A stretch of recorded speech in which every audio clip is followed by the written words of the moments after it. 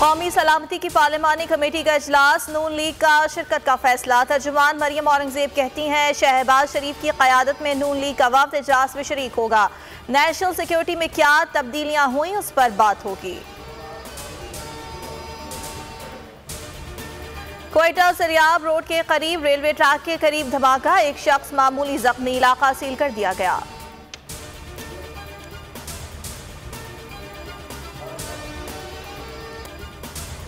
मुल्क में कोरोना के मजीद 19 मरीज इंतकाल कर गए। मजमूई अमवात 28,496 हो गई। एक दिन में 580 अफराद में वायरस की तशखीस, शरह 1.32% रही। सिंध में कोरोना से 8 अमवात।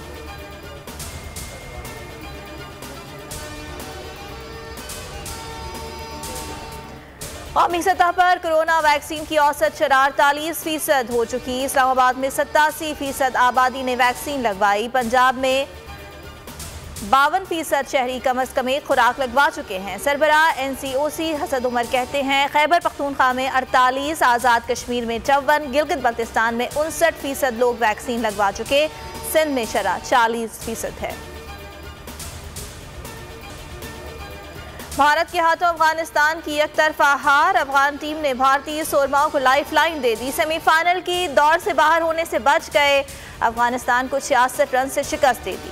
211 रन के हदफ के ताक़ुब में अफगानिस्तान 7 विकेट पर 144 रन ही बना सकी। सोशल मीडिया सार्फिन ने अफगानिस्तान की खराब कारकर्दगी पर आड़े हाथों ले लिया, मैच को फिक्स्ड करार दे दिया। भारत सेमीफाइनल में कैसे पहुंच सकता है, फवाद चौधरी ने नुस्खा बता दिया। ट्वीट में कहा सेमीफाइनल के लिए बस न्यूजीलैंड को सिक्योरिटी की एक जाली ईमेल भेजना होगी। वफाकी वजीर अली जैदी ने भी अफगान टीम की नाक़िस कारकर्दगी पर सवाल उठा दिया। कहा समझ नहीं आती टॉस जीतकर बैटिंग का फैसला क्यों नहीं किया। T20 क्रिकेट वर्ल्ड कप में आज भी 2 मैचेस खेले जाएंगे। पहला मुकाबला ऑस्ट्रेलिया और बांग्लादेश के दरमियान होगा। दूसरे मैच में श्रीलंका और वेस्ट इंडीज मध्य मुकाबला आएंगे।